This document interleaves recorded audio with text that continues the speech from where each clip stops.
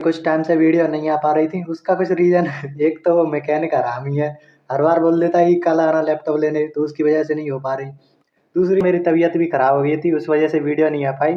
और जो मैंने वीडियो डाली थी ना, अभी एक 10 मिनट की वीडियो डाली थी फिजिक्स की, तो वो बस डेमो वीडियो थी। उससे मुझे थोड़ा आइडिया लगाना था कि मुझे अपना वन शॉट किस तरीके से तैयार करना है, तो उसके लिए थी। तो उसमें जो भी लोगों ने फीडबैक वगैरह दिए, तो उस हिसाब से मैं इस वीडियो को बनाने वाला हूँ। इसमें आपके फिजिक्स का करंट इलेक्ट्रिसिटी वाले चैप्टर को मैं सबसे पहले कराने वाला हूँ, क्योंकि वेटेज इसका हाई है। इस बार भी जो एनडीए 2 2023 हुआ था, उसमें उसमें लगभग 5 क्वेश्चन आए थे। एक सेमीकंडक्टर वाला था, वो भी मैंने इसी में इंक्लूड कर लिया है, क्योंकि सेमीकंडक्टर के अलग से ज़्यादा क्वेश्चन बनते नहीं है, तो मैंने इसे करंट इलेक्ट्रिसिटी में ही डाल दिया है। तो इस वीडियो को ऐसे देखना कि जैसे मैंने अपना एनडीए क्लियर किया था ना, एनडीए 1 2023, तो उस टाइम पर जैसे मैंने फिजिक्स अपने लिए करी थी, वही सेम काम मैं आपके लिए करने वाला हूँ इस बार। उस वक्त मैंने खुद से ये चीज़ें करी थी कि पीवाईक्यू को अपने हिसाब से जो उसमें टॉपिक आ रहा है उसको खुद से किया, उसकी थ्योरी खुद से पढ़ी। जो अलग अलग टाइप के क्वेश्चन बनना है, एक ही टॉपिक से अलग अलग टाइप के क्वेश्चन बनना है, उनको एनालाइज किया कि इसमें कौन सा स्टेप लग रहा है, कौन सी थ्योरी लग रही है। तो वो काम इस बार मैं आपके लिए करने वाला हूँ। तो ये पहला ही सवाल है हमारा, एनडीए 2 2023 का सवाल है। ऐसे ही जो ग्राफ पर सवाल आए ना, वो मैंने साथ ही साथ ले लिए हैं। 3-4 सवाल मुझे दिखे थे 2009 तक, तो वो सारे सवाल मैंने एक साथ ले लिए हैं।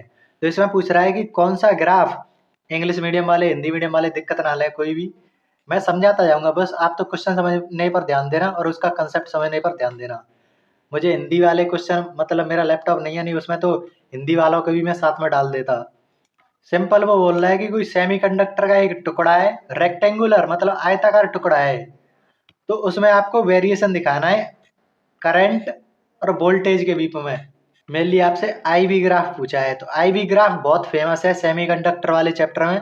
तो ये वाली चीज़ आपने देखी होगी। मैं इसको वैसे तो अगर डिटेल में कराता ना, अगर फुल कोर्स होता, तो मैं इसको खुद से बना कर लाता, लेकिन यहाँ पर समय कम है इसलिए मैंने फोटो यूज कर लिया है। नहीं तो मैं एक एक चीज़ को बहुत ज़्यादा डिटेल में कराता कि ये ग्राफ भी क्यों बना, ऐसा तो है बट ये क्यों बना, उसको भी मैं वहाँ पर एक्सप्लेन करता। तो यहाँ पर सिंपल इस ग्राफ को समझने पर ध्यान देना, कुछ ही देर में समझ जाओगे इसको।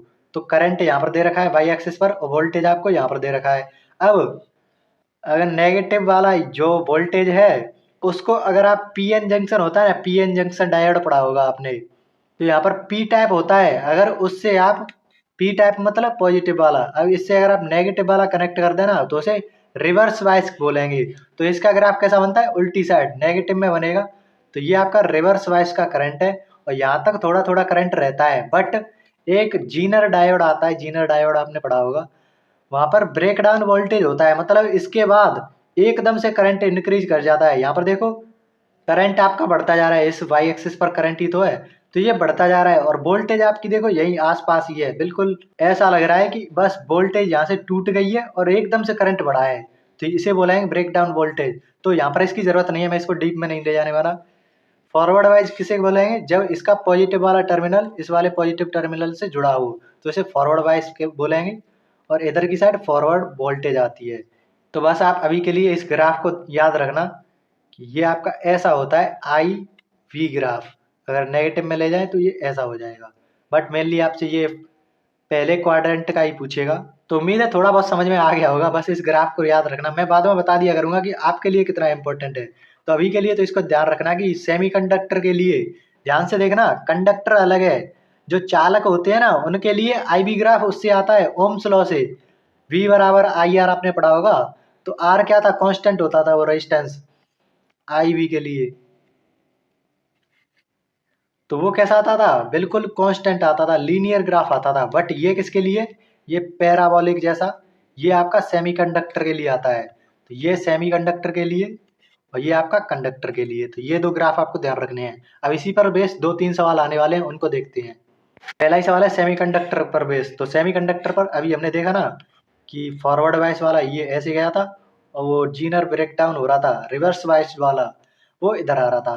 तो यहाँ पर पॉजिटिव वाला ही मेनली इस वाले को ही लेगा ज़्यादातर क्वेश्चंस में। तो आपको देखते ही ये बन रहा होगा, ये वाला तो कंडक्टर के लिए होगा। मैंने अभी बताया ना ओम्स लॉ से आया था। ओम्स लॉ क्या आता है, बी प्रोपोर्शनल आई, फिर उसमें आर कांस्टेंट आ जाता है। वो कहाँ से आ रहा है, वो फुल कोर्स में हम बात करेंगे। तो ये आपका लीनियरली डिपेंडेंट हो रहा है, मतलब रैखिक एक ग्राफ बनेगा, तो रैखिक लीनियर ग्राफ कहाँ पर बन रहा है, यही तो बन रहा है। तो ये आपका कंडक्टर के लिए और ये आपका सेमीकंडक्टर के लिए, इतना बस आपको ध्यान रखना है। तो ये जो चीजें बताई है ना, ये मैंने अपने टाइम पर खुद के लिए करी थी और इस बार मैं आपको एक्सप्लेन कर रहा हूँ वही सारी चीजें। अब ये वाला क्वेश्चन देखो, सिंपल इंग्लिश से मत घबराना, मैं हिंदी वालों के लिए बता देता हूँ क्योंकि मैं खुद हिंदी मीडियम से था। इंग्लिश में हाँ मैंने ऑनलाइन पढ़ाई करी थी यूट्यूब वगैरह से, इसलिए मुझे इंग्लिश में सभी समझ में आने लगा था। तो ये आपका देखो, फिर से इसको देखते ही अब आपके समझ में आ जाना चाहिए कि ये सेमीकंडक्टर वाला ग्राफ है।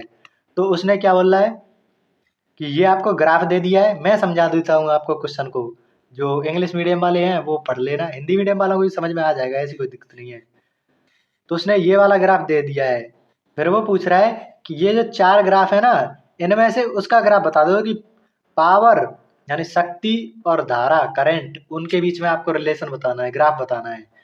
तो पी पावर क्या होता है, अब जिनको नहीं पता तो वो ऐसे समझ लेना कि ये क्लास चल रही है, इसको ऐसे मत देखना कि ये तो मुझसे हो ही नहीं रहा, पी वाई क्यों नहीं बन रहे। अगर जिन्होंने कम पढ़ा है या नहीं कर पाए हैं वो ज़्यादा, तो बस ऐसे समझने पर ध्यान देना कि यहाँ से मुझे सीखना है और पेपर में अप्लाई कर देना है। तो पावर आपका होता है आई यानी करंट इंटू वोल्टेज, दोनों का गुणा कर देते हैं।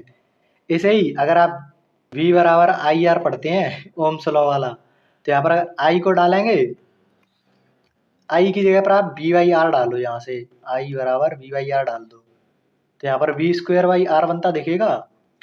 और अगर आप V की जगह पर आई आर डाल दें तो यहाँ पर आई स्क्वेयर आर बनता दिखेगा। तो ये 3 फॉर्मूले होते हैं पावर के, इनसे ही आपके क्वेश्चन बन जाएंगे और इन पर डायरेक्ट फॉर्मूला बेस्ड भी क्वेश्चन आए हैं। तो उसके लिए इसको ध्यान रखना है इस वाले क्वेश्चन से, और इसको आगे मैं आपको यूज करके दिखाऊंगा आगे के PYQ में। अब ये जो ग्राफ दिख रहा है आपको कैसा दिख रहा होगा, आपने पैराबोला पढ़ा होगा, पैराबोला नहीं पढ़ा तो यहाँ पर देख लो, ये होता है पैराबोला। और ऐसा ही आपका एक्स स्क्वायर का ग्राफ होता है, एक्स स्क्वायर का ग्राफ आपने देखा होगा ऐसा कुछ, ऐसे एक्स क्यूब का ग्राफ ऐसे, मतलब जितना पावर बढ़ाओगे ना उतना ही वो वाई एक्सिस के करीब जाता जाता है, ये एक्स स्क्वायर ऐसा होता है। अब ध्यान से एनालॉजी समझना है, यहाँ पर वाई एक्सिस और ये एक्स एक्सिस। तो यहाँ पर जो ग्राफ है ना ये वाला, ये किसका है, वाई बराबर एक्स स्क्वायर का ग्राफ है। तो ऐसे ही यहाँ पर देखो, यहाँ पर क्या है आई और इधर क्या है वी, यहाँ से ही हटाया है मैंने यहाँ से। तो ये क्या होना चाहिए उसी प्रकार से वाई बराबर आई स्क्वायर, मतलब बीच में कोई कांस्टेंट वगैरह लगा सकते हैं, कुछ भी लगा लो यहाँ पर। तो इस तरीके से हम इसको इस प्रकार लिख सकते हैं, कांस्टेंट वगैरह को थोड़ी देर के लिए इग्नोर कर रहा हूँ मैं। तो हमें तो पावर और आई के बीच में ग्राफ निकालना है। तो पावर आपका क्या होता है वी आई। अब वी की जगह पर आप इसे रख सकते हैं इस वाले ग्राफ के अकॉर्डिंग। तो वी की जगह पर आई रखेंगे तो आपका क्या मिल रहा है आई क्यूब। अब मैंने क्या बोला था, ये तो आपका आई स्क्वायर बना, इसमें क्या बनना है, इस वाले में आपका आई स्क्वायर का ग्राफ बनना है। तो अगर आई क्यूब वाला होगा वो यहाँ पर तो होगा, जितनी पावर बढ़ाओगे वो इस वाले वाई एक्सिस के करीब आता जाएगा, तो ये आई क्यूब। तो यहाँ पर हमारा पावर के साथ आई क्यूब बनना है, तो यहाँ पर ये वाला ई ग्राफ होगा, ये आई क्यूब का ग्राफ होगा। यहाँ पर देखोगे तो आई स्क्वायर बनेगा। तो सेम टू सेम यही पावर के में भी यही बन रहा है आपका आई क्यूब जैसा। तो ये थोड़ा मैथ का मिक्सचर था बट समझ में आ गया होगा। ये आपका ग्राफ हो गया, बहुत ज़्यादा डिटेल में हम कर रहे हैं बट ये सच में हेल्प करेगा आपको पूरा कंसेप्ट समझने में। अब ये वाला क्वेश्चन 2014 का फर्स्ट में है, ये मैंने पहले उठा दिया है, उससे एक जैसे क्वेश्चन थे इसलिए मैंने सारे क्वेश्चन एक साथ ले लिए हैं। तो यहाँ पर आपको वही है, करंट और वोल्टेज, वोल्टेज मतलब विभव, उनके बीच में आपको ग्राफ बताना है। तो पूछ रहा है कि ये सेमीकंडक्टर के लिए होगा, सुपर कंडक्टर के लिए होगा, इंसुलेटर के लिए होगा, कंडक्टर के लिए होगा जो ओम्स लॉ को फॉलो करता है। तो देखो मैंने अभी अभी हमने क्या किया, यहाँ पर देखो पहला क्वेश्चन हमने करा था ना यहाँ पर, तो मैंने यहीं पर एक्सप्लेन कर दिया कि ये जो चीजें है ना, ये जो चीज है वो कंडक्टर के लिए होगा, और कहाँ से आया ओम्स लॉ से आ रहा है ये, कि लीनियर होगा, वो रैखिक होगा। और ये किसके लिए आ रहा था, सेमीकंडक्टर के लिए। तो ये हमने एक क्वेश्चन से जाना जो एनडीए 2 में पूछा गया था। अब हमें नहीं पता कि पहले क्या आ रखा है, बट हमें इससे ये जानकारी मिल गई कि कौन सी चीज क्या है। अब उसी पर बेस्ड सवाल बनेंगे, आगे जितने भी सवाल बनेंगे ना भविष्य में भी, तो वो इतने से ही बन जाएंगे। तो वही देखो होता हुआ दिख रहा है कि अगर हम 2014 में ही इस सवाल को कर रहे होते ना, और मैं आपको पूरा डिटेल में बता देता कि ये जो ग्राफ है वो कंडक्टर के लिए होता है, और जो V प्रोपोर्शनल I होता है, ओम्स लॉ होता है, वहीं से ये रैखिक समीकरण बनता है, ये लीनियर समीकरण बनता है। तो आपको पहले से चीज़ें पता होती तो उस NDA 2 वाले क्वेश्चन को अब कर पाते हो आप। और जो सेमीकंडक्टर के लिए ग्राफ होता है वो इस प्रकार का होता है, वो पूरा ग्राफ आप इसे ध्यान रख लेना, बट पूछेगा वो वही। तो अब आप इस क्वेश्चन को आराम से देखते ही कर सकते थे कि ये तो कंडक्टर का ग्राफ है, ओम्स लॉ पर बेस्ड, तो इस पर ज़्यादा दिमाग लगाने की जरूरत है नहीं। तो देखो अब ये जरूरत, तो अगर भविष्य में जो NDA 1 आने वाला है या NDA 2 आने वाला है, उसमें अगर सवाल बनेगा ना इस टॉपिक से, ग्राफ वगैरह से, IV ग्राफ से, तो आपको दिमाग में तुरंत क्लिक कर जाएगा कि ये सवाल तो हमने कर रखा है पहले ही। तो ऐसे ज़्यादा वेरिएशन होंगे नहीं अगर आप रिपीटेड टाइप को कर लेते हैं ना, जो PYQ में दे रखे हैं उनको बहुत ज़्यादा डिटेल में एनालिसिस कर लेते हैं, तो आपकी पूरी थ्योरी वहीं से कंप्लीट हो सकती है, और वही मैं करने की कोशिश कर रहा हूँ। तो नेक्स्ट क्वेश्चन देखो। अब ये जो वाला क्वेश्चन है ना, इसमें आपसे क्या पूछा है, करंट और वोल्टेज, वही ग्राफ है, IV ग्राफ ही पूछेगा अगर आपसे पूछा ग्राफ में, तो करंट इलेक्ट्रिसिटी की बात कर रहा हूँ। तो यहाँ पर देखो, इसको दो तरीके से कर सकते हो, मैं दोनों तरीके बता सकता हूँ जो मेरे दिमाग में चल रहे हैं इस वक्त। एक तो आपने वो ही फिर से ओम्स लॉ पर बेस्ड है ये, आप रेजिस्टेंस वगैरह देख सकते हैं, रेजिस्टेंस वगैरह का जिक्र है, तो वही आपको तीनों दिख रहे हैं, V बराबर IR, तीनों दिख रहे हैं।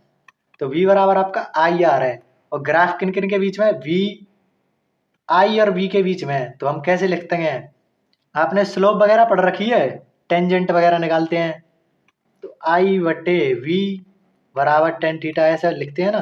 तो ये क्या होती थी, उसकी स्लोप होती थी, तो यहीं से I/V करें तो आपका क्या आ जाएगा, 1/R आ जाएगा। तो यहाँ पर गौर करना, अगर आपका यहाँ पर I देखो, ये क्या है, I ही तो है, वाई एक्सिस पर I।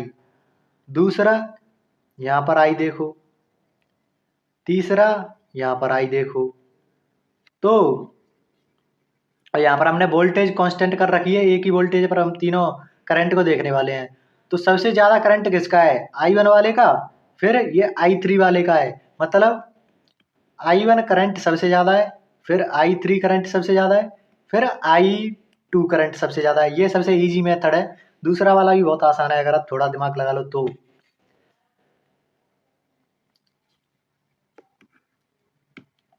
तो यहाँ पर देखो, जिसका I ज़्यादा होगा उसका रेजिस्टेंस कम होगा, यही तो रिलेशन बनना है इसमें। V हमने कांस्टेंट कर रखा है, इसको आप इग्नोर कर दो, तो यहाँ पर I डायरेक्टली प्रोपोर्शनल हो जाएगा 1/R के, क्योंकि यहाँ पर हमने वोल्टेज तो कांस्टेंट कर दिया ना, इस वाले पॉइंट पर हम देख रहे हैं। तो ये आपका निकल के आया, मतलब I1 ज़्यादा है तो R1 छोटा होगा, R3 R2 ऐसे होगा, कि जो R1 है वो R3 से छोटा है, R2 से छोटा है। तो ऐसे सिंपल आप कर सकते हैं। ये तो हो गया बेसिक एनालिसिस, इसको भी अगर आप एग्जाम में जाओगे ना तो बहुत सारे लोग छोड़ आते हैं कि क्या करना है क्या नहीं करना। अब दूसरा तरीका जो मुझे थोड़ा सिंपल लगता है, कि देखो, अगर आप, मैं VI ग्राफ बनाता, अगर VI ग्राफ में बनाता, तो उसमें आपको तीन, मान लो ये ग्राफ दे रखे हैं, यहाँ पर 1 3 2, ये VI ग्राफ है। तो V/I ये आपका स्लोप होता, और यहाँ से अगर आप देखोगे तो I को उधर भेज दो तो V/I बनेगा, और प्रोपोर्शनल किसके होगा, R के। मतलब इसकी स्लोप देखो, ये वाली है, ये जो ग्राफ है इसकी स्लोप ज़्यादा है, ये ज़्यादा उठा हुआ है, ये थोड़ा कम उठा हुआ है, ये थोड़ा और कम उठा हुआ है एक्स एक्सिस से, इसका थीटा कम है। तो I1 का स्लोप सबसे ज़्यादा है, VI ग्राफ का स्लोप R है, तो इसकी अगर स्लोप ज़्यादा है मतलब R ज़्यादा है, तो ये जो I ग्राफ है उसका R ज़्यादा है।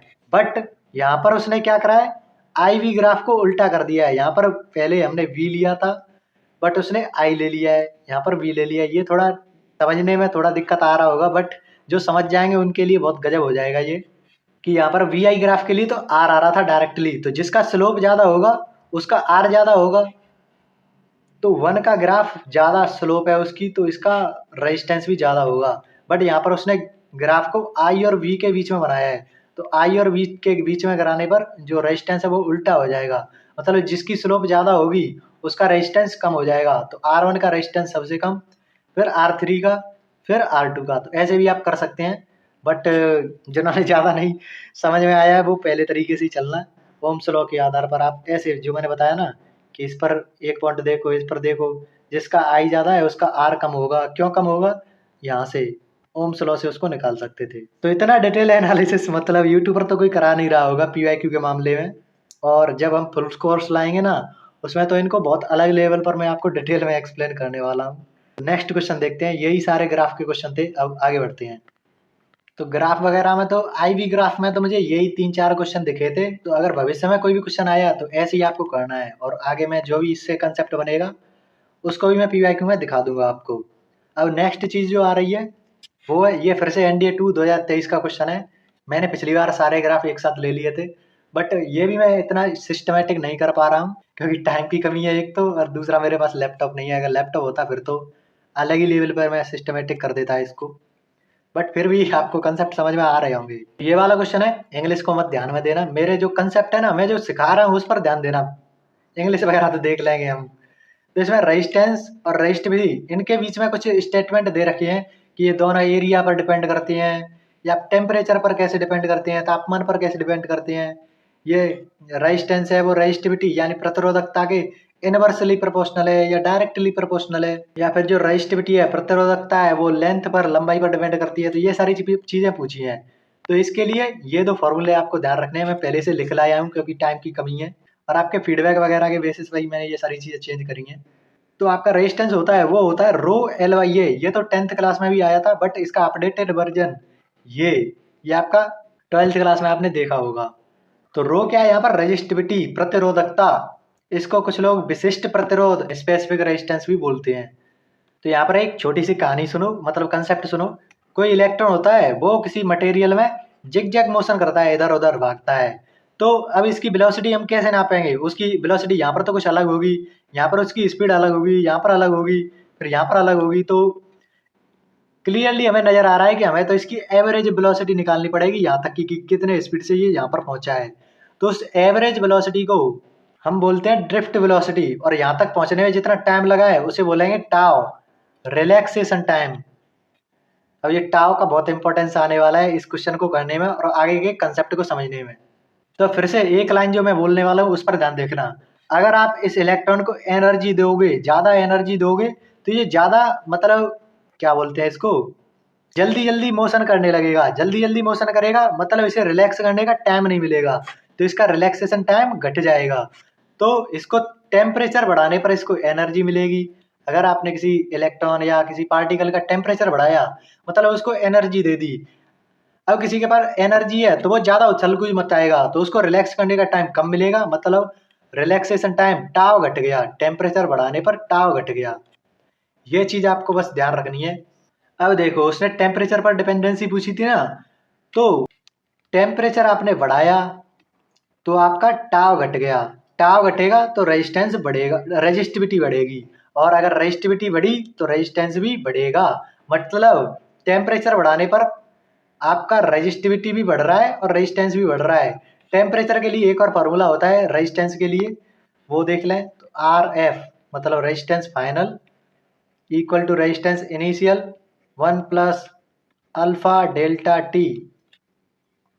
इस पर भी बहुत ज़्यादा डिटेल में बात करी जा सकती है कि अल्फा क्या है, कहाँ से आया, क्या इसका मतलब है, उसको थोड़ी देर में मैं समझा दूंगा। चलो इसके बाद ही समझा देता हूँ इसको, ये भी क्वेश्चन में बना है आगे। तो यहाँ पर भी देखो टेम्परेचर आप बढ़ाते हैं तो रेजिस्टेंस बढ़ रहा है, मतलब टेम्परेचर का रेजिस्टेंस पर डिपेंड कर रहा है उस पर।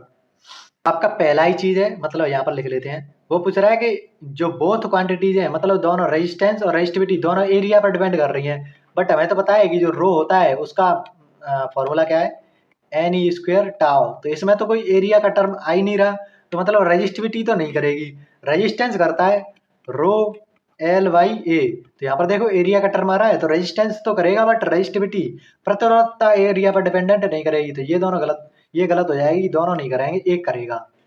बोथ डिपेंड ऑन टेम्परेचर, तो ये तो हमने देख लिया ना अभी कि टेम्परेचर बढ़ाने पर आपका रो भी बढ़ेगा और रेजिस्टेंस भी बढ़ेगा। ये आपका सही हो गया। Resistance of the wire is directly proportional to the resistivity.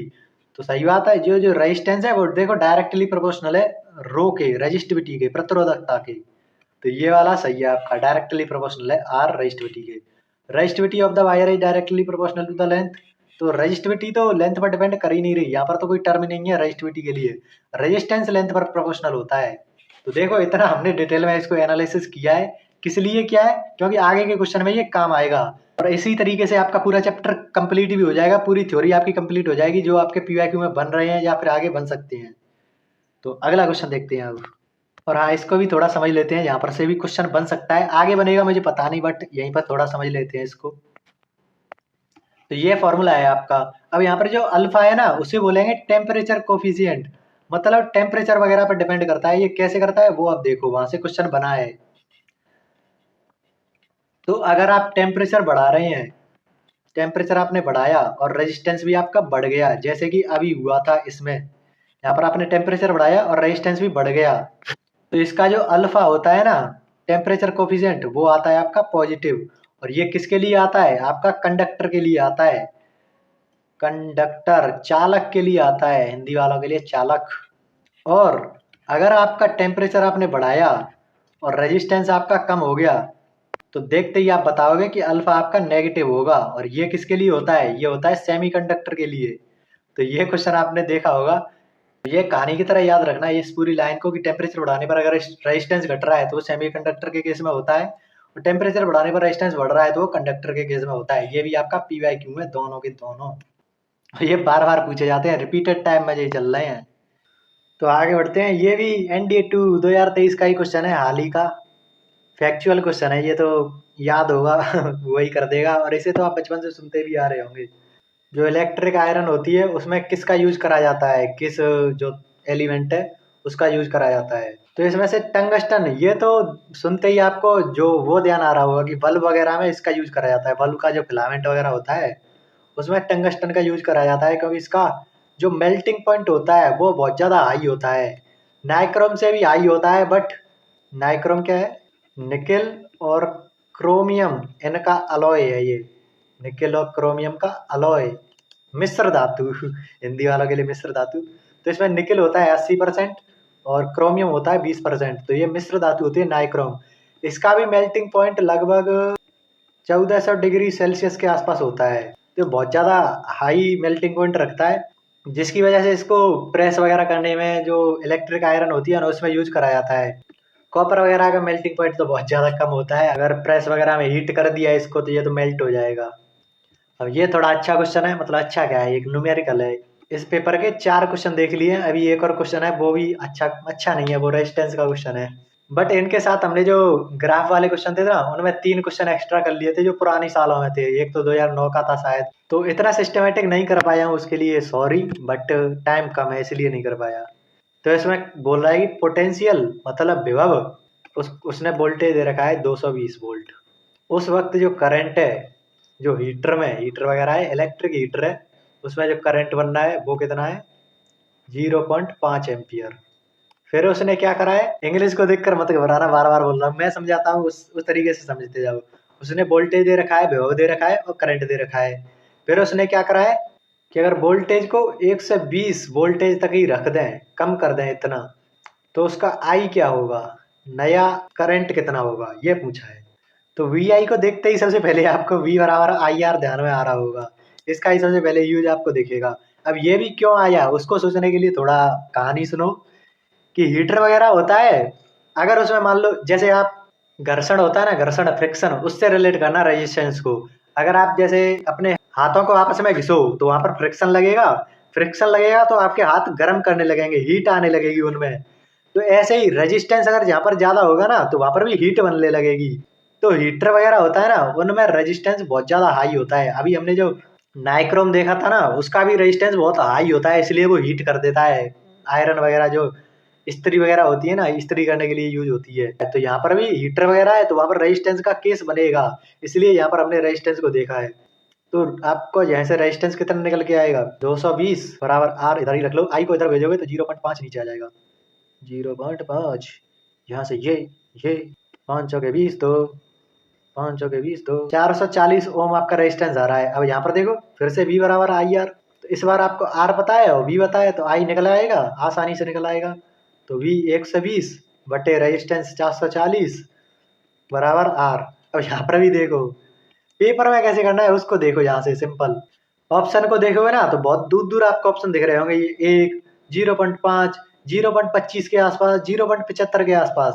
तो यहाँ पर अगर आप इसको 120 को 100 मान लो थोड़ी देर के लिए, 440 को 400 मान लो, इतना मतलब हम थोड़ी छिड़कानी कर रहे हैं। फिर भी देखो यहाँ से 2 जीरो से 2 जीरो उठी, 1/4 आ रहा है।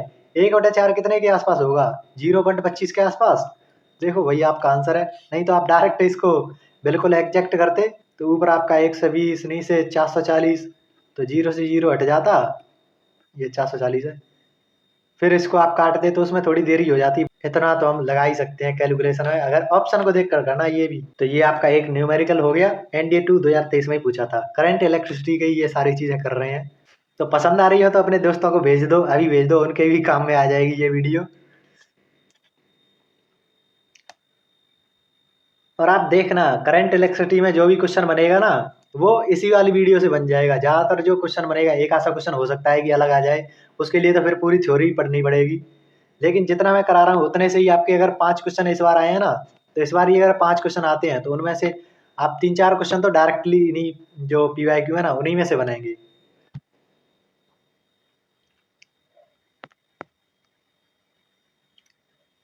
और 3-4 क्वेश्चन कम नहीं होते, 4 16 नंबर बढ़ेंगे सीधे एक चैप्टर से।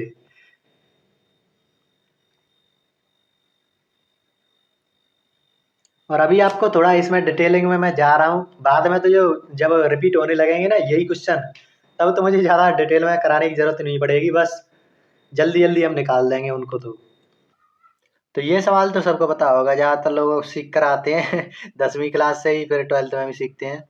तो सिंपल पूछ रहा है कि न्यूनतम प्रभावी प्रतिरोध मतलब इक्विवेलेंट रेजिस्टेंस सबसे कम किस में होगा? तो सबको पता होगा। यहाँ पर देखो सीरीज में लगा है तो तीनों को जोड़ देंगे तो 3 ओम आएगा, यहाँ पर 2 ओम।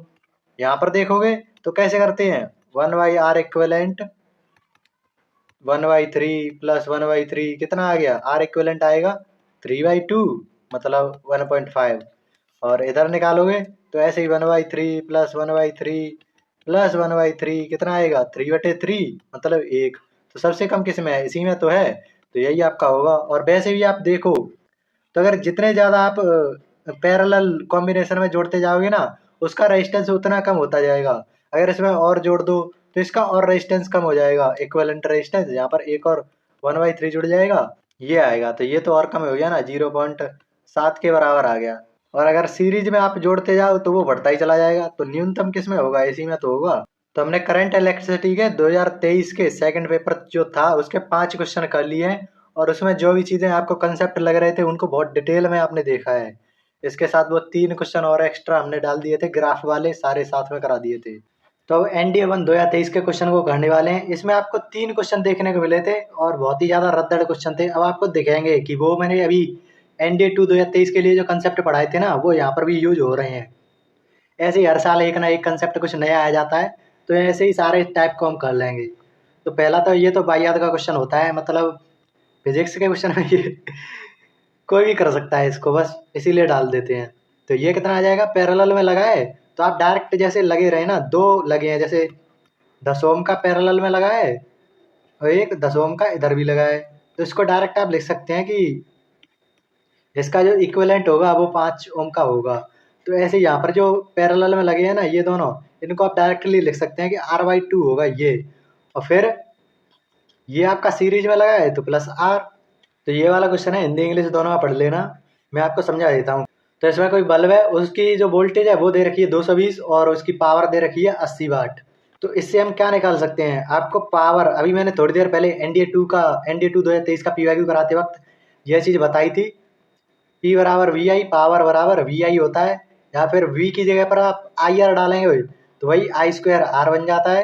तो वही चीज़ आपकी अगर I की जगह पर VIR डाल दें तो V²R बन जाता है। अब ये चीज़ अभी आपने सीख ली और वही देखो बार बार रिपीट होने लगेगा, तो इसलिए PYQ करो और इस तरीके से करो। और फिर कह रहा है कि अगर इसकी वोल्टेज है वो 1 से 10 पर अगर इसे चलाया जाए, इस जो बल्ब है उसको 1 से 10 वोल्ट पर चलाया जाए तो इसकी पावर कितनी होगी? पावर रेटिंग पूछी है। तो यहाँ से हमें उसने क्या बोल रखा है, ये तो आपका वोल्टेज, ये P दे रखी है, P मिल गया और V मिल गया।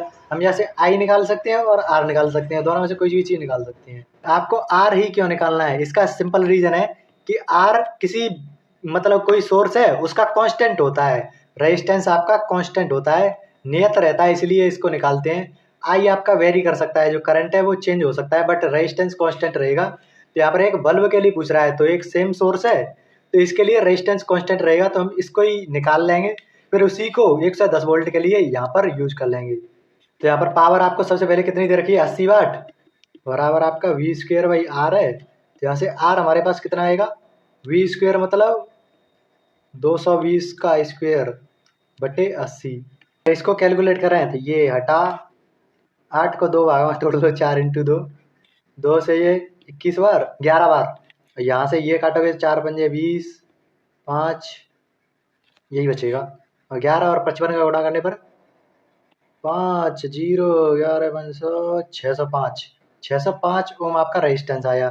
अब आपको निकालना कितने पे, 110 वोल्ट पर निकालना है, पावर निकालनी है, पी निकालना है, तो वी स्क्वेयर बाई आर, यही तो फॉर्मूला है जिसमें आपको वी भी आता है आर भी आता है। तो वी आपका 110 है, 110 गुणा 110 स्क्वेयर करना है, बटे नीचे आर आपका 605 आएगा। तो 11 से काटोगे तो 5 5, 11 से काटोगे तो 55, ऊपर आपका 100 आ रहा है, नीचे आपका 5 आ रहा है, कितना आ गया 20 पंजे 100, 20 वाट आपका सही आंसर हो जाएगा। तो ऐसे करना है, सबसे पहले तो जो चीज़ें उसने दे रखी होंगी वी और पावर और वोल्टेज दे रखा होगा, उससे आपको रेजिस्टेंस निकालना है, क्योंकि रेजिस्टेंस कांस्टेंट होता है। उसके लिए ये फॉर्मूला याद रखना है आपका पावर का, ये मैंने अभी थोड़ी देर पहले भी कराया था।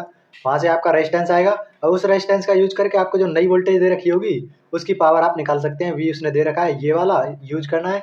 रेजिस्टेंस आपने यहाँ से निकाल लिया क्योंकि वो कांस्टेंट रहता है, और आपका आंसर पावर मिल गया, पावर रेटिंग मिल गई। तो ये वाला क्वेश्चन है, ये ज़्यादातर लोगों ने देख रखा होगा, कई बार ये रिपीट हो चुका है। तो इसमें आपसे बोलेगा, मतलब खींचातानी का केस होता है, या तो स्ट्रेच कर रहा है या फिर कंप्रेस कर रहा है। तो इसने क्या बोला है, एक वायर है, रेजिस्टेंस उसका 10 ओम है, अब इसको स्ट्रेच कर दिया जाता है और उसकी लेंथ को डबल कर दिया जाता है। मतलब पहले उसका जो एल था वो कुछ और था, मान लो एल है, तो उसका रेजिस्टेंस भी आर होगा। क्यों होगा, जैसे आपने वो पढ़ा होगा रो एल बाई ए। तो यहाँ पर अगर आप लेंथ को चेंज कर रहे हैं, उसने लेंथ को डबल किया है, इसको स्ट्रेच करके खींच कर इसकी लेंथ को 2L कर दिया है, तो इसका रेजिस्टेंस भी तो कुछ और हो जाएगा, क्योंकि यहाँ पर अगर आप इसको L को बदलोगे तो यहाँ पर R भी बदलेगा। और साथ ही साथ अगर आप देखेंगे ना, तो ये एरिया पर भी डिपेंड करता है, अगर आप एरिया को कम ज़्यादा करते हो तो भी R बदल जाएगा। तो यहाँ पर देखो, अगर आप खींचोगे किसी तार को तो पतला भी तो होगा साथ में, अगर आप किसी इतने वाले तार को अगर खींचकर इतना कर देते हो तो इसकी जो रेडियस है, जो त्रिज्या है, वो भी तो कम हो जाएगी। तो खींचातानी के केस में बस दो चीजें बनती है, एक तो लेंथ पर और दूसरा रेडियस पर, उसकी त्रिज्या पर। यहाँ पर सॉरी, ये स्क्वायर नहीं होगा, यहाँ पर घात 4 आएगी। अब ये क्यों आएगी वो सारी चीजें बाद में देख लेंगे कभी। तो इन दोनों फॉर्मूले में कोई कंफ्यूजन ना हो। देखो यहाँ पर आर डैश ऊपर है और जो रेडियस वाला आर डैश है, नया रेडियस है, वो नीचे आ रहा है। बट यहाँ पर जो नया रेजिस्टेंस है वो लेंथ, जो नई लेंथ आ रही है उसके डायरेक्टली प्रोपोर्शनल है। तो ये कैसे है, तो देखो यहाँ पर एरिया है, एरिया को क्या लिख सकते हैं, पाई आर स्क्वायर लिख सकते हैं, क्योंकि इसका क्रॉस सेक्शनल एरिया, किसी जो तार है, वायर है, उसका जो क्रॉस सेक्शनल एरिया होगा वो सर्कल जैसा होगा, वृत्त जैसा होगा। तो पाई आर स्क्वायर नीचे आ रहा है, तो आर डैश ऊपर और जो रेडियस वाला आर डैश है वो नीचे आ रहा है। और वैसे ही यहाँ पर देखो स्क्वायर है, पाई आर स्क्वायर है, तो उसकी घात 4 हो रही है, और जो एल है वो सिंपल एक घात थी तो वो 2 घात हो गई। यहाँ पर ऐसे याद रखने के लिए ये सारी चीजें। यहाँ पर तो लेंथ का केस है तो इस वाले चीज को यूज करेंगे। अब वो इस पर भी बना सकता है, कभी भी बना सकता है। फिर उसने बोला है कि current in the circuit would be, तो करंट पूछा है, नया करंट पूछा है। तो करंट क्या होता है, आई बराबर वी बाई आर। मतलब आपका लेंथ बढ़ाने पर या घटाने पर रेजिस्टेंस चेंज हो रहा है, तो रेजिस्टेंस चेंज होगा तो आई भी चेंज हो जाएगा, करंट भी चेंज हो जाएगा। तो हमें अगर रेजिस्टेंस पता चल जाए तो हमें करंट भी पता चल जाएगा नया वाला, क्योंकि वोल्टेज तो हम कांस्टेंट दे रहे हैं ना, बस हमने लंबाई बढ़ा दी है, वोल्टेज को कोई चेंज नहीं किया। तो नया आर कितना होगा, आर डैश बराबर नई एल कितनी थी, 2L कर दी थी, बटे नीचे एल चल ही रहा था, इसका स्क्वेयर, और जो नीचे आर था उसको ऐसे ही रखने दो। तो ये कितना आ गया 4, तो आर डैश आपका आ गया 4R। तो शुरुआत में आई कितना था, शुरुआत में आई वी बाई आर, बट अब क्या हो गया, आर की जगह पर आर डैश आ गया, तो वी बटे 4R। तो यहाँ पर इतने को देखो, अब इतना तो आपका इनिशियल जो करंट था वही तो है, ये वाला ये। तो यहाँ पर आई बटे 4, ये आपका आ गया आई डैश। तो करंट आपका कितने गुने कम हुआ है, 1/4 ही तो हो गया है, 1/4 हो गया है। तो यही आपका सही हो जाएगा, ऑप्शन नंबर सी। तो कैसे करना है, ये दोनों चीज़ों को याद रखना, ये दोनों फॉर्मूला को। तब तक NDA 1 2023 के हमने 3 क्वेश्चन कर लिए और NDA 2 2023 के 5 क्वेश्चन करे थे। उसके साथ जो 3 ग्राफ वाले क्वेश्चन थे वो भी हमने कर लिए हैं। और आपको दिखने लगा होगा अब कि क्वेश्चन रिपीट होने लगे हैं, वही कंसेप्ट बार बार यूज हो रहे हैं। तो और जैसे अब हम NDA 2 2022 को करेंगे तो वहाँ पर फिर से आपको वही कंसेप्ट रिपीट होते हुए देखेंगे। तो आप अब देखना स्पीड बढ़ जाएगी। शुरुआत हमने टाइम दिया था कंसेप्ट पर, बट अब वो रिपीट होने लगेंगे और जो नए कंसेप्ट आएंगे उनको साथ ही में देख लेंगे। अब हम NDA 2 2022 के क्वेश्चंस को देखेंगे। पहला ही क्वेश्चन है, किलोवाट घंटा को आपको जूल में बदलना है। अब थोड़ी स्पीड के साथ करेंगे। तो किलो का मतलब क्या होता है, 10⁻3। अब देखो जूल में देखा है तो जूल क्या है, ऐसा यूनिट है। ऐसा यूनिट में इस घंटे को कैसे में बदलेंगे, सेकंड में बदलना पड़ेगा। तो 1 घंटे में आपका 60 मिनट और 1 मिनट में 60 सेकंड होते हैं। तो उसको 60 मिनट में कितने सेकंड, 60 × 60, तो 36 × 10⁻2। और अगर हम इसको 10 से भाग और गुणा कर दें तो ये कितना आ जाएगा, 3.6। इधर आ जाएगा 10⁻3। ये तो आपने टाइम बदला है, 1 घंटे को बदला है। किलो का यहाँ पर गुणा चल ही रहा था, तो यहाँ पर ये इतना गुणा हो जाएगा, 3.6 × 10⁻3। तो ये कितना आ गया, ये दोनों आपस में जुड़ेंगे तो 10⁻6 हो जाएगा। तो ये वाला आपका आंसर हो जाएगा। ये आपने 10वीं क्लास में भी कर रखा होगा। अगला है आपका, कोई बल्ब दे रखा है, वोल्टेज दे रखी है और करंट दे रखा है, पावर पूछा है। तो देखो पावर पर तो बहुत ज़्यादा सवाल आ रहे हैं। वही एक फॉर्मूला है, वी की जगह पर I/R रखेंगे तो I²/R हो जाएगा, I²R हो जाएगा, बराबर V²/R हो जाएगा। यही आपका फॉर्मूला है। इसमें आपको आई है, वी है आपके पास, पावर पूछा है 220 इंटू, यहाँ पर आपको करंट मिली एम्पियर में दे रखा है। मिली का मतलब 10⁻3 -3, तो 600 इंटू 10⁻−3। अगर यहाँ पर मिली वाट दे रखा होता तो हम 10⁻3 को नहीं करते। तो यहाँ से 10⁻−3 से ये 3 जीरो आपकी हट जाएंगी, ये सारा हट गया। 6 दूनी 12, 6 दूनी 12, 132 आपका वाट आंसर आ गया, ऑप्शन नंबर ए। अगला देखते हैं, करंट दे रखा है, टाइम दे रखा है कि 10 मिनट तक किसी बल्ब को जलाता है, मतलब 10 मिनट तक कोई करंट है वो सर्किट में दौड़ता है, बल्ब में दौड़ता है। इलेक्ट्रिक चार्ज पूछा है, आवेश पूछा है। तो आपने पढ़ा होगा कि जितना आवेश 1 सेकंड में फ्लो करता है किसी सर्किट में उसे ही करंट बोलते हैं। तो करंट आपका क्या होता है, charge phloem per unit time. आवेश प्रवाह की दर को ही करंट कहते हैं, धारा कहते हैं। तो आई आपको दे रखा है 0.6, टाइम आपके पास 10 मिनट है तो 10 को वही सेकंड में बदलना पड़ेगा। तो 10 × 60 हो जाएगा, 60 सेकंड। ये आपका क्यू मिल गया, कितना आ गया, पॉइंट से ये 10 को हटा दो, 36,360 आपका गुलाम चार्ज आपको मिल जाएगा। अब यही क्वेश्चन, सेम क्वेश्चन आपको रिपीट हुआ है, बस यहाँ पर 0.6 की जगह पर 0.5 था या कुछ था, ऐसा कुछ था। अभी आगे देखने वाले हैं उसको भी। तो देखो वही रिपीटेड टाइप के क्वेश्चन आते हैं, कुछ फिक्स टाइप के क्वेश्चन ही आते हैं, वही रिपीट होने लगते हैं। आगे देखो, फिर से देखो पावर आ गया। पावर तो मतलब बहुत ज़्यादा पूछा जाता है। तो पावर किस किस से लिख सकते हैं, VI से लिख सकते हैं। I²/R नहीं होता था, ये वाला होता था, ये नहीं होता था, V²/R होता था। वैसे ही आप रख कर देख लो ना, VI आपको पक्का याद रहना चाहिए। इसके बाद V बराबर IR रख दो तो कितना आ जाएगा, I²R आ जाएगा। और अगर आप इस वाले I की जगह पर V/R रख दो तो कितना आ जाएगा, V²/R। तो ये आपको ध्यान में रहने चाहिए तीनों फॉर्म इसकी। अब आपसे ये NDA 1 2022 का क्वेश्चन है। जो 4 क्वेश्चन आए थे NDA 2 2022 में वो हमने कर लिए। NDA 1 2022 में 7 क्वेश्चन आपको देखने को मिले थे करंट इलेक्ट्रिसिटी से।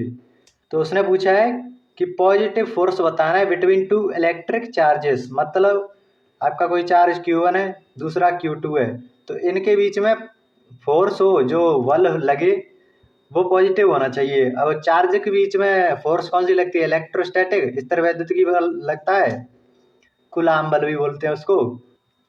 तो K Q1 Q2/R², ये है। अब ये फोर्स पॉजिटिव कब होगी, ये पॉजिटिव कब कब हो सकता है, तब या तो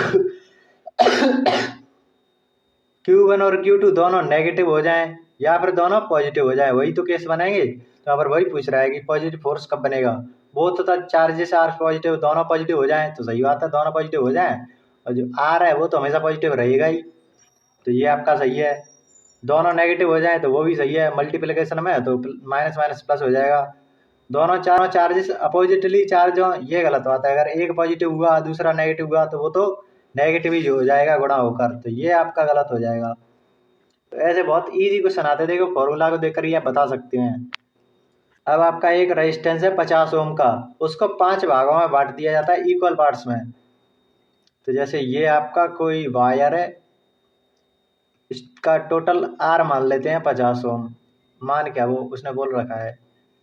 अब इसको 5 टुकड़ों में बांट दिया जाता है बराबर बराबर, और फिर उनको पैरेलल में करेक्ट कर दिया जाता है। तो सिंपल आप समझो, आपने फॉर्मूला देखा था अभी थोड़ी देर पहले, रो एल बाई ए। तो अगर आप उसकी लेंथ को घटाओगे, मतलब लेंथ में कुछ छेड़खानी करोगे तो आर भी परिवर्तित हो जाएगा। तो यहाँ पर उसने 5 भागों में बांट दिया है, तो अगर लेंथ को भी 5 भागों में बांट रहे हैं ना, लेंथ को 5 भागों में बांट दिया तो L/5 करेंगे तो R/5 भी तो हो जाएगा। मतलब जो रेजिस्टेंस है वो भी 5 बराबर हिस्सों में बट जाएगा। कितने कितने में? R बराबर 10 ओम के हिस्से बट जाएंगे उसके सारे के सारे, इस हिसाब से। तो यहाँ पर उन 10 ओम थे सारे के सारे, उनको पैरेलल में लगा दिया जाता है। इक्विवेलेंट रेजिस्टेंस पूछा है, तो यहाँ पर देखो 10 ओम 4 और 5 पर हो जाए तो वो कितना होता है। आप ऐसे करके देख लो 1/10 1/10, तो आप देखेंगे 5 बार कराएंगे तो ऊपर एक एक के कितनी बार आ जाएगा, 5 बार आ जाएगा। और फिर आर इक्विवेलेंट क्या होता है, 1/R इक्विवेलेंट, नीचे ही तो आता है। तो जब उसको आर इक्विवेलेंट ऊपर पलटेंगे तो ऊपर आपका 10 एलसीएम आकर आ जाएगा और नीचे 5 आ जाएगा, तो वो 2 ओम हो जाएगा। तो 2 ओम आपका आंसर हो जाएगा। तो ऐसे सिंपल ये कंसेप्ट से ही हमने पता लगा लिया कि हमें क्वेश्चन को करना कैसे है। अब अगला फिर से इलेक्ट्रिक फील्ड पर ही बेस्ड एक सवाल है, इलेक्ट्रिक फील्ड लाइंस से ये सवाल है, आपको एनसीईआरटी में भी ये मिल जाएगा। तो अगर पॉजिटिव चार्ज कोई कंडक्टिंग स्फीयर है, मान लो ये आपका कोई स्फीयर है, कंडक्टिंग स्फीयर है, एक चालक गोला है और वो कैसा है, पॉजिटिवली चार्ज है। तो आपको पता होगा जो इलेक्ट्रिक फील्ड लाइन होती हैं, पॉजिटिव चार्ज होने पर वो रेडली आउटवर्ड निकलती है, मतलब केंद्र से दूर की ओर जाती हैं, सेंटर से दूर की तो ओर जाती हैं। और ये जो सरफेस पर 90 डिग्री का कोण बनाती है, मतलब उस पर लंबवत होती हैं। तो ये दो चीज़ों को देखते हुए हमें ये बताना है कि टेंजेंशियल होंगी कंडक्टिंग सरफेस के, तो सही बात है, ये तो होगा ही नहीं। टेंजेंशियल तो ये होता है ना कि आपका गोला है तो ये चला गया, तो ये तो हमारी तो जो क्या बोल रहे हैं फील्ड लाइन होती है वो बाहर की तरफ होती है, परपेंडिकुलर होती है, तो ये नहीं होगा। राइट एंगल पर होगी, सही बात है। टूवर्ड्स द सेंटर, सेंटर नहीं, गलत बात है। अगर आपका नेगेटिव चार्ज होता भीतर तो आपकी जो इलेक्ट्रिक फील्ड होती है वो सेंटर की तरफ होती, बट यहाँ पर तो पॉजिटिव चार्ज है तो इलेक्ट्रिक फील्ड लाइन बाहर की तरफ, सेंटर से दूर की तरफ होंगी, तो आउटवर्ड्स फ्रॉम द सेंटर, तो ये सही बात है। और राइट एंगल होनी चाहिए, तो ये वाला आपका सही होगा। किसी एंगल पर होंगी नहीं, वो तो परपेंडिकुलर होनी चाहिए। आगे है आपको ऐसा यूनिट बतानी है रेजिस्टिविटी की, प्रतिरोधकता, जिसे आप स्पेसिफिक रेजिस्टेंस के नाम से भी जानते होंगे, वही है ये रो एल वाई, ये आता था ना रेजिस्टेंस वाले फॉर्मूले में। तो इसकी ऐसा यूनिट पूछिए। तो यहाँ पर देखो रेजिस्टेंस की यूनिट क्या होती है, ओम। लेंथ की क्या होती है, मीटर, तो उसको इधर भेज रहे हैं नीचे। एरिया कहाँ पर जाएगा, ऊपर जाएगा। एरिया की क्या होती है, metre square, pi r square होता है। तो आर क्या है, मीटर में लेंगे तो उसका स्क्वायर, ऐसे ही तो हो रहा है, तो मीटर स्क्वायर इधर आ गया। रो की ये यूनिट बता रहे हैं हम, तो एम से एम हट गया तो ओम मीटर इसका आंसर आ जाएगा। ये तो रटा रटाया होता है सबको, आप भी रट लो, आ सकता है कभी भी पूछ लेगा। अब देखो फिर से क्या आया, ये करंट दे रखा है, मतलब पूछा है पावर आपको दे रखी है, वोल्टेज दे रखी है। तो फिर से पावर के तो बहुत ज्यादा सवाल देखने को मिलते हैं, कभी भी पूछ लेगा, इस बार भी पूछ लेगा अगर पूछा तो। पावर आपको 60 वाट दे रखी है, करंट आपको पूछा है कि कितना चाहिए, और वोल्टेज आपको 240 वोल्ट दे रखी है, तो कितना आएगा 1/4, 1/4 मतलब 0.5। तो ऐसे तो सवाल आते हैं इसमें, कितना कोई डिटेल में पढ़ाए। अब उसने बोला है कि दो आपके रेजिस्टेंस है R1 और R2 पैरेलल कॉम्बिनेशन में लगे हुए हैं, समांतर श्रेणी में लगे हुए हैं। सेम मटेरियल के हैं, सेम थिकनेस के हैं। अब इस पर ध्यान रखना, अगर आगे कोई वर्ड दिखे ना सेम थिकनेस, मतलब उसने एरिया को चेंज नहीं किया, उसने इतना क्रॉस सेक्शनल एरिया जो अनुप्रस्थ काट का क्षेत्रफल होता है वो इतना ही लिया है, उसकी थिकनेस उसने चेंज नहीं करी, मतलब रेडियस चेंज नहीं करी। रेडियस चेंज नहीं करी तो उसने एरिया भी चेंज नहीं करा। तो आपका जो रेजिस्टेंस है रो L/A, तो उसने एरिया फिक्स कर दिया कि इसको चेंज नहीं करेंगे, तो वो लेंथ को ही चेंज करेगा। अब तो if the length of R2 is twice the length of R1 then total resistance R satisfies। तो आपका जो R1 है उसका 2 गुना है आपका R2, ऐसा है। तो टोटल उससे आपने रेजिस्टेंस पूछा, उसने बोला है ना कि R2 is twice the length of R1, तो R1 की लेंथ का दुगना। अगर लेंथ डबल करोगे तो उसका रेजिस्टेंस भी डबल हो जाएगा, क्योंकि एरिया तो फिक्स है ना। अब इसमें वो मत लगाने लग जाना कि एल स्क्वेयर वाला फॉर्मूला, एल डैश वाला स्क्वेयर एल, ये तो कब है जब स्ट्रेचिंग या कंप्रेसिंग सिकोड़ रहे हैं या खींच रहे हैं उसके लिए है। बट वहां पर क्या हो रहा था, हम अगर खींचते थे तो उसका एरिया कम हो जाता था, लेकिन यहाँ पर उसने एरिया फिक्स कर दिया है तो इसको हम यूज नहीं करेंगे। इसीलिए मैं ये इनको नहीं कराता है, ये जो फॉर्मूले डायरेक्ट दे देते हैं उनको, क्योंकि कन्फ्यूजन वहीं पर हो जाती है। अगर आप ऐसे डिटेल में करा दो कि कब उसे कैसे क्यों करना है इसको यूज, वो बता दो तो अच्छे से कर पाते हैं। तो यहाँ पर उसने एरिया फिक्स कर दिया, तो आपके दिमाग में अगर नहीं रहा तो कई लोग इसको यूज कर लेते हैं, तो वहाँ पर गलती हो जाती है। बट यहाँ पर एरिया, यहाँ पर मतलब बोलते तो हैं, सारे टीचर कराते हैं कि खींचने पर एरिया आपका घट जाएगा तो तब यूज करना है, बट बच्चे तो भूल जाते हैं ना। तो यहाँ पर उसने एरिया फिक्स कर दिया, इसलिए इस वाले को यूज नहीं करेंगे। तो यहीं से अगर आप लेंथ डबल करेंगे तो आर भी डबल हो जाएगा। तो अब उसने क्या बोला था कि पैरेलल में लगे हुए हैं दोनों, तो उसका इक्वल इक्विवेलेंट रेजिस्टेंस निकालना है, तुल्यात्मक प्रतिरोध निकालना है। तो यहाँ पर मान लो 2R1, ये R2 है, R2 की जगह पर हमने 2R1 रख दिया, और इधर R1 था ही। तो अगर इनका आप इक्विवेलेंट निकालेंगे, आर इक्विवेलेंट निकालेंगे तो कितना आएगा, 1/2R1 प्लस 1/R1। तो ये कितना आएगा, 1/2 प्लस 1/R1 को इधर रख लो, मतलब 3/2R1 ये आएगा आपका बराबर 1/R इक्वलेंट। मतलब जो ये वाला R इक्वलेंट की जगह उसने R यूज करा है, तो 3R बराबर आपका 2R1 आ जाएगा। 3R बराबर 2R1, ऑप्शन नंबर ये आपका सही हो जाएगा। तो ऐसे करना है इसको, इस कंसेप्ट को ध्यान रखना, ये बार बार यूज होगा। अब ये वाला है कि जो एयरक्राफ्ट होते हैं उनके जो टायर होते हैं वो कंडक्टिंग रबर के बने होते हैं, चालक रबर के बने होते हैं। तो ऐसा क्यों करते हैं, तो उसने बोला है कि charge accumulated on the aircraft in flight by rubbing the air can easily be transferred to the ground on landing. Charge accumulated due to the operation of various electronic equipment in the aircraft in flight can easily be transferred to ground on landing। तो वही कह रहा है कि जो charge होता है वो इकट्ठा हो जाता है फ्लाइट के समय, मतलब जब वो उड़ रहा होता है भाई, रबिंग द एयर, मतलब हवा हवा से जब वो घर्षण करता है तब उस पर जो चार्ज इकट्ठा हो जाता है वो इजीली ट्रांसफर किया जा सकता है। अगर जो टायर हो वो कंडक्टिंग हो तो ग्राउंड में आपका जो चार्ज है वो ट्रांसफर हो जाएगा। दूसरा क्या है, तो ये तो सही है, उसने इसीलिए तो करते हैं कि घर्षण वगैरह से जो चार्ज बने वो जमीन में चला जाए। दूसरा है कि चार्ज एक्यूमुलेटेड मतलब चार्ज इकट्ठा होता है due to operation of various electronic equipment in the aircraft in flight. तो ऐसा नहीं है, उसमें भीतर तो कई सारे ऑपरेशन करते रहते हैं ना, वो कुछ भी करते रहे। जो कैबिन वगैरह होता है उनका बैठने का क्या बोलते हैं उसको, उसमें बहुत सारी चीजें लगी रहती हैं, तो उसमें इलेक्ट्रिसिटी से रिलेटेड कोई भी आप एक्टिविटी करते हो तो उससे कोई चार्ज वगैरह नहीं इकट्ठा होता, उसको वैसे भी भेज नहीं सकते। तो ये तो नहीं होगा। अब हम आते हैं एनडीए 2021 के क्वेश्चन पर। इन्हें में दो ही क्वेश्चन पूछे गए थे। 3 equal resistors are connected in parallel, तो टोटल रेजिस्टेंस मतलब सिंपल है आपका, 3 रेजिस्टेंस आपके पैरेलल में कनेक्टेड है। तो आपको पता है 3 रेजिस्टेंस है, इक्वल इक्वल है, आर आर आर। तो इसका इक्वलेंट रेजिस्टेंस कितना आ जाएगा, R/3। इतना तो आपका एक्सपीरियंस हो ही गया होगा अब तो। 1/3 हो जाएगा, 1/3 ऑफ इंडिविजुअल रेजिस्टेंस। तो यही आपका सही हो जाएगा। व्यष्टिगत, हिंदी वालों के लिए यही तो दिक्कत है, वो सही से कुछ लिखते नहीं है, वैसे तो समझ जाएंगे। इलेक्ट्रिक करंट कौन सा डिवाइस प्रोड्यूस करता है? प्रोड्यूस करने में दो चीजें होती हैं, एक तो डिटेक्ट कर ले, एक प्रोड्यूस करे।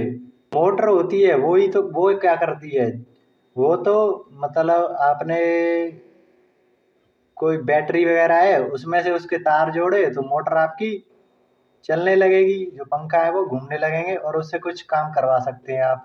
ये क्या करती है, आपका जो इलेक्ट्रिकल एनर्जी होती है, विद्युत ऊर्जा होती है, इलेक्ट्रिकल एनर्जी, उसको मैकेनिकल एनर्जी में बदलता है। मैकेनिकल एनर्जी यानी कि यांत्रिक ऊर्जा में बदलता है। कोई उससे फिजिकल काम हो रहा है, यहाँ पर देखो उस मोटर से कुछ भी करवा लो, पंखा बना दो इसका, तो ये क्या कर रहा है, फिजिकल काम ही तो कर रहा है, यांत्रिक एनर्जी के रूप में इसका इस्तेमाल करा जा रहा है। यांत्रिक एनर्जी बन गई, इलेक्ट्रिक एनर्जी से यांत्रिक एनर्जी, मैकेनिकल एनर्जी बन गई। जनरेटर क्या होता है, अब ये देखो ये जनरेट करता है, जनरेट करना या प्रोड्यूस करना वही तो है। तो शादी ब्याह में लाइट चली जाती है तो किसका इस्तेमाल करते हैं, जनरेटर का ही इस्तेमाल तो करते हैं लाइट बनाने के लिए, तो यही इसका सही हो जाएगा। अमीटर तो क्या करता है, ये उसको मेजर करता है कि कितना करंट आया कितना गया। अब ये भी आपसे सवाल बन सकता है, जो गैल्वेनोमीटर होता है वो डिटेक्ट करता है। डिटेक्ट करने और मेजर करने में अंतर होता है, ये मेजर करके बता देता है कि इतने एम्पियर का करंट बह रहा है, बट ये बस डिटेक्ट करता है कि हाँ इसमें इस जो वायर है इसमें करंट बह रहा है या नहीं बह रहा है, किधर की साइड बह रहा है ये बता देगा बस। तो ये जो चीजें मैंने बताई है ना, इनको भी ध्यान रखना, कभी भी पूछ लेगा। पीवाईक्यू इसी तरह करने होते हैं, क्योंकि आगे जो सवाल बनने होते हैं वो ऐसे ही बनते हैं। अब एनडीए 1 2021 का सवाल है, ये दो सवाल एनडीए 2 2021 के हो गए। अब ये है, फिर से देखो मैंने बोला था ना कि अभी थोड़ी देर बाद ये क्वेश्चन बाद में रिपीट होगा। तो आपका करंट है, टाइम है, चार्ज पूछा है, तो charge charge phloem per unit time, इकाई समय में बहने वाला आवेश आपका धारा कहलाता है, करंट कहलाता है। तो आपका आई कितना है, 1 एम्पियर इंटू टाइम कितना होगा, 10 मिनट दे रखा है, 10 को मतलब सेकंड में बदलेंगे तो 60 का गुणा कर लेंगे तो 600 आपका चार्ज हो जाएगा। यहाँ से क्यू ही तो निकलेगा, तो चार्ज आपका 600। बिल्कुल सिंपल सवाल है। अब जिसने ये कर रखा होगा उसने आगे कर लिया होगा, और अब किसी ने ये दोनों सवाल कर लिए तो क्या पता आगे एनडीए 1 2024 में या एनडीए 2 2024 में पूछ ले ऐसा ही सवाल। अब देखो ये फिर से रिपीट हो गया, अभी हमने थोड़ी देर पहले थे ना कि पावर का कौन सा टर्म इसमें नहीं है। तो P बराबर क्या होता है, V I V square by R और आई स्क्वेयर आर। तो ये I square R V square by R, ये गलत हो गया। तो सिंपल वही सवाल फिर से रिपीट हो गया।